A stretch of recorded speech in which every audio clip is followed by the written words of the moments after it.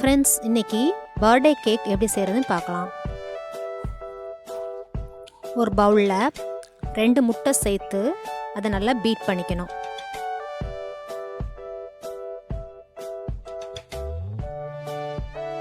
முட்டையை நல்லா பீட் பண்ணதுக்கப்புறமா பொடிச்சு வச்சிருக்கிற சுகரை சேர்த்து அதையும் நல்லா அடிச்சுக்கணும்.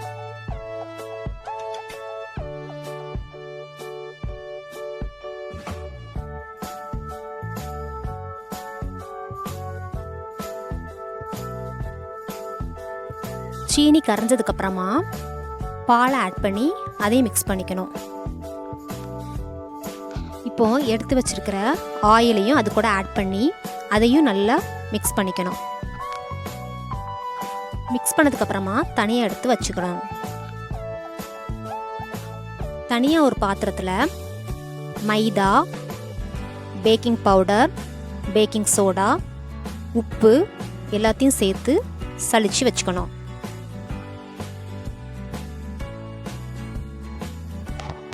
இப்போ மைதா கூட நம்ம மிக்ஸ் பண்ணி வச்சுருக்கிற எக் மிக்சரை அது கூட சேர்த்து நல்லா மிக்ஸ் பண்ணிக்கணும்.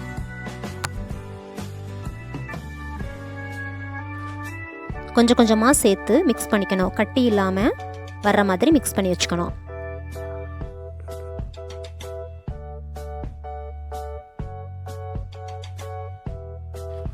கடைசியாக வெண்ணிலா எசன்ஸ் சேர்த்து அதையும் நல்லா மிக்ஸ் பண்ணிக்கணும். கேக் மிக்சர் ரெடி ஆயிடுச்சு. நான் இன்றைக்கி 2 லேயராக பண்ண போகிறேன். அதனால் 2 பேன் எடுத்து வச்சுருக்கிறேன். அதில் பட்டர் பேப்பர் போட்டு கொஞ்சம் ஆயில் தடவி மைதாவை டஸ்ட் பண்ணி வச்சுருக்கேன். இப்போது நம்ம மிக்ஸ் பண்ணியிருக்கிற மிக்சரை அந்த 2 பேன்லையும் ஈக்குவலாக ஊற்றிக்கணும்.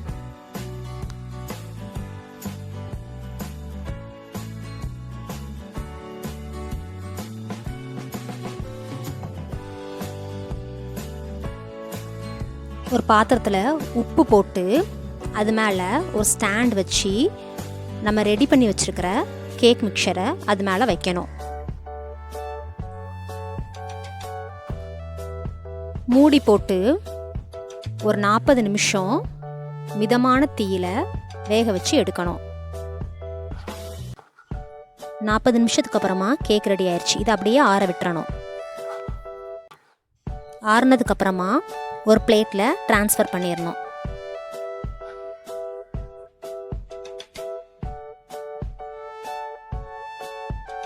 அடியில் போட்டிருந்த பட்டர் பேப்பரை ரிமூவ் பண்ணிடணும்.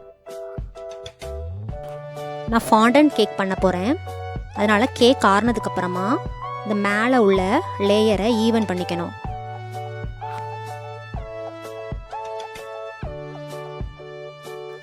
ஃபாண்டன்ட் பண்ணுறதுக்கு மார்ஷ்மெல்லோவை ஒரு பவுலில் போட்டுக்கணும். அந்த பவுலில் கொஞ்சம் தண்ணியும் அதை கூட சேர்த்து ஆட் பண்ணிக்கணும். மார்ஷ்மெல்லோவை மைக்ரோவேவில் வச்சு மெல்ட் பண்ணி எடுத்துக்கணும். எவ்ரி 30 செகண்ட்ஸ் எடுத்து அதை லேசாக கிண்டி விட்டு திரும்பி உள்ளே வச்சு மெல்ட் பண்ணணும். மெல்ட் பண்ண மார்ஷ்மெல்லோவை ஒரு பவுலில் கொட்டிக்கணும். அது கூட பவுடர் பண்ணி வச்சுருக்கிற சுகரை ஆட் பண்ணி அதை நல்லா பிசைஞ்சிக்கணும். நல்ல சப்பாத்தி மாவு அளவுக்கு நல்லா டைட்டாக பிசைஞ்சிக்கணும். இது பிசைகிறதுக்கு ஒரு 10லிருந்து 20 நிமிஷம் வரைக்கும் ஆகும்.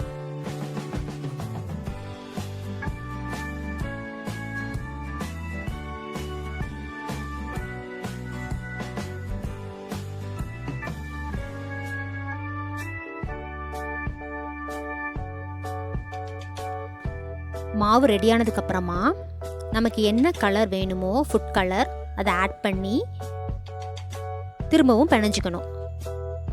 நம்மளுக்கு எத்தனை பீஸ் வேணுமோ அத்தனை இதாக அதை பிரித்து வச்சுக்கலாம். நான் இன்றைக்கி 2 இதாக பிரிச்சுருக்கேன்.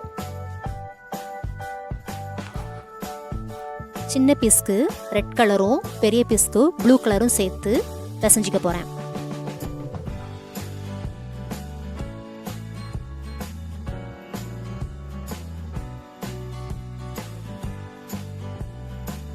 இப்போ ப்ளூ கலரையும் அதேமாரி பிசைஞ்சு வச்சுக்கணும்.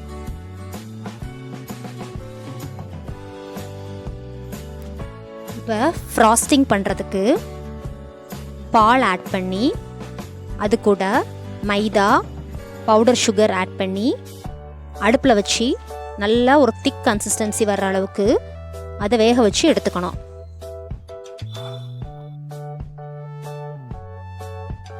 மாவு வெந்ததுக்கப்புறமா அதை தனியாக எடுத்து வச்சுக்கணும். ஒரு பாத்திரத்தில் தேவையான அளவு பட்டர் சேர்த்து அதை நல்லா பீட் பண்ணிக்கணும்.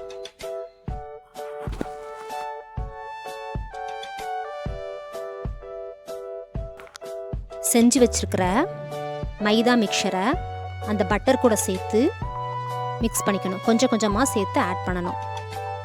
இப்போ ஃப்ராஸ்டிங் ரெடி ஆயிடுச்சு.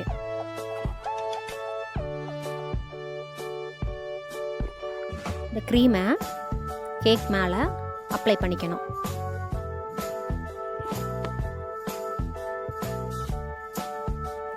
அப்ளை பண்ணதுக்கப்புறமா இன்னொரு கேக் எடுத்து அது மேலே வச்சிடணும்.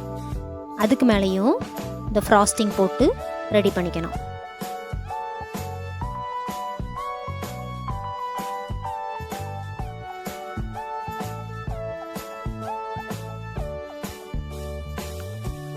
ஃபாண்டன்ட் பண்ணுறதுக்கு உருட்டி வச்சுருக்கிற மாவை ஒரு பெரிய பிளேட்டில் போட்டு நல்லா உருட்டிக்கணும். லேசாக ஒட்டும். அதுக்கு நம்ம பவுடர் பண்ண சுகர் எடுத்து அதை டஸ்ட் பண்ணி நல்லா தேய்ச்சிக்கணும். நல்லா மெல்லிசாவே தேய்ச்சிக்கலாம். தேய்ச்சதுக்கப்புறமா அதை எடுத்து கேக் மேலே போட்டு நல்லா கவர் பண்ணிக்கணும். நம்ம ரெடி பண்ணி வச்சுருக்கிற ஃப்ராஸ்டிங் எடுத்து நம்மளுக்கு என்ன டிசைன் வேணுமோ அதை பண்ணிக்கலாம். கேக் ரெடியானதுக்கப்புறமா ஃப்ரிட்ஜில் ஒரு 6 hours வச்சு எடுத்தோம்னா ஃபாண்டன்ட் கேக் ரெடி. இந்த வீடியோ பிடிச்சிருந்தா லைக் பண்ணுங்கள், ஷேர் பண்ணுங்கள், மறக்காமல் நம்ம சேனலை சப்ஸ்கிரைப் பண்ணிக்கோங்க. தேங்க்ஸ் ஃபார் வாட்சிங் ஃப்ரெண்ட்ஸ்.